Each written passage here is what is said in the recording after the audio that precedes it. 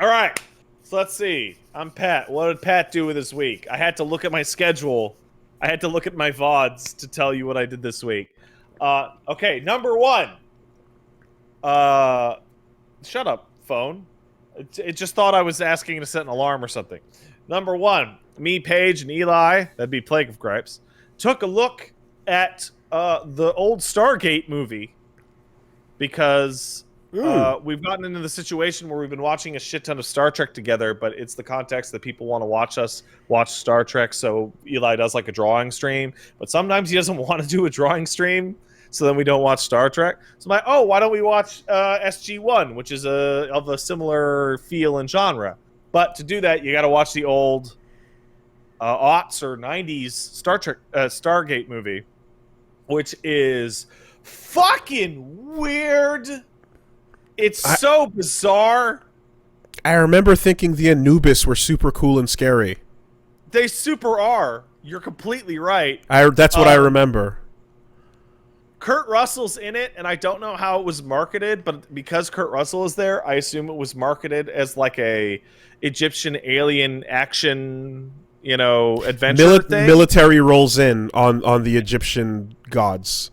And it's not. Like, there is little to no action in that film. Like, the massive ending set piece is a fist fight between Kurt Russell and some guy. That's it. The vast majority of the movie is a much more interesting, how does this thing work? How does this space travel thing work? We went to a weird desert planet. What's up with these people? It's weird here. Are there aliens? Huh. Like, that's maybe 70-80% of the movie's runtime before, like, a conflict occurs. So then it wasn't too much of a stretch when they had to, like, bullshit it into a TV series? Them bullshitting it into a TV series was not that much of a stretch. It's really weird because I watch these types of shows all the time. It's like explicitly, what if we use the Stargate license to make our own Next Generation? Mm-hmm. Like, that's what it is. Mm-hmm. Mm-hmm.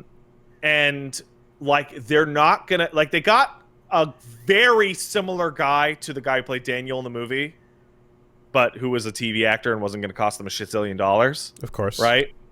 But they're not getting Kurt Russell for a 10-season, like, sci-fi original fucking TV show. Well, now you could if it was Netflix, but not in maybe. 1990 fucking 4. So they go and get Richard Dean Anderson, who is MacGyver.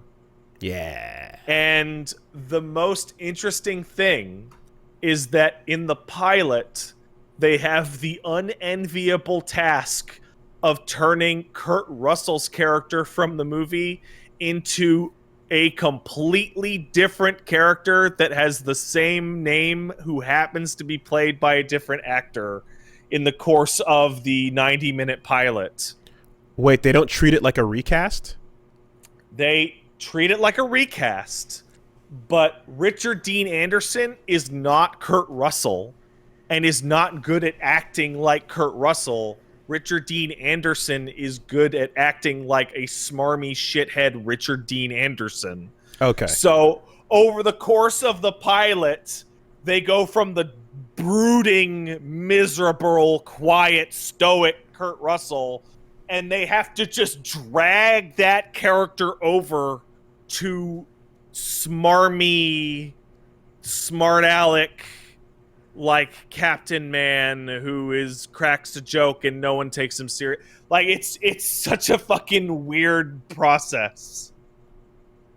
Okay. It's pretty impressive. And also, Kratos is a character on that TV show, not the movie. The voice actor? Yeah, Chris Judge plays Teal'c, who's the muscle of the gang. Well, and is basically Kratos. I mean, look, Terrence Howard is not Don Cheadle. Right. They have different energy, Yeah. So, it was fine. But yeah, like, Stargate the movie is actually really good. It's a lot better than you would. Oh yeah, okay. It holds up. It's fun. It's a fun adventure. It's more adventure than action, I would say. Because it was definitely. You know what's weird? I got a free poster for that when I was a kid, and I'd never watched it. And I had the poster on my wall because it was just a free poster, and I was like, oh, whatever. So I had this giant Stargate poster, like huge sized, that would just sit there, and like it moved with me from apartment to apartment, and it was ripped and destroyed. But the whole time, you're totally right. It was billed as the military. It was billed as what Monster Hunter is right now as a movie. Yeah. That's what it was built. That's how it was advertised. They send the military goons through, but like there's literally a half hour in the middle of the movie, which is like them hanging out with a bunch of people who don't speak a language they understand and doing that culture shit in movies where they're like, oh, well, oh, you took my hat. Oh, haha, right? That shit. I have a lot of memories of like sexy brown people with mascara. Yeah, that's accurate. Lots of sexy brown people with mascara. That's also what I'm thinking when I think of Stargate movie. You're right. That's also the show. A lot of that. One of the funnier things that I can think of, very few things this would actually apply to. I always thought that Stargate SG-1 was punching above its weight because it was clearly a very cheaply made show, but whoever was running it on production did a great job hiding that. Right? Yes, like TV shows tend to. Yes, 95% of planets they landed on happened to look like that forest a half-hour drive from Vancouver. Right? Where they shot Mortal Kombat Conquest. Yeah. Yeah. Like, yes, that was the case, but they did a pretty good job of not making it look cheap. What I'm watching the movie had me burst out laughing was how much of the movie's high-end special effects were stolen and reused for 10 years straight on the show. Oh, really? The opening credits to Stargate is like a pan of this high-end, like alien-looking King Tut burial tomb. That was the series' intro sequence for like 4 years. And the animation of the Stargate turning on and spinning around and doing that is the same down to the part when they lock the chevron in the bottom right corner. You can see the paper, like the cardboard it's made out of, wiggle when it locks because they pushed it too hard. And it's the same in every shot of the show ever.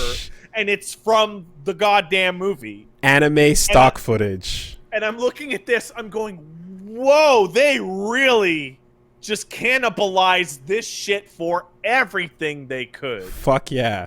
Leopardon will defeat the enemy with the same attack every week. It's great. It's great. I think they reused some of the sets too, because the sets just look like the same sets. Okay. Was there like cheaper ways to do Anubis? Like I'm seeing like oh, you're thinking of the Jaffa with the robot helmets. There's the robot helmets, and then there's the dude in the hood. Yeah. Where you just don't have to see a dog face, a big CG dog face.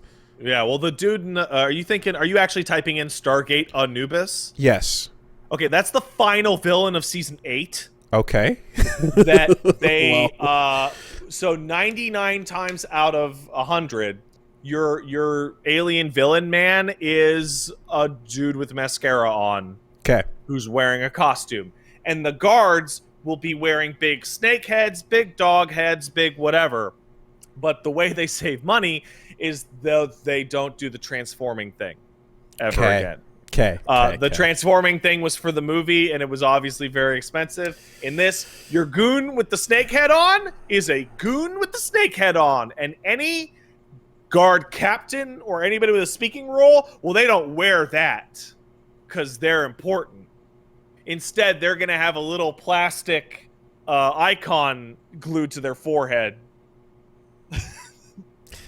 to denote that they're important. The horn. He had the little thing on the forehead. It had the little horns on it. Yeah, I remember. Yeah, I remember.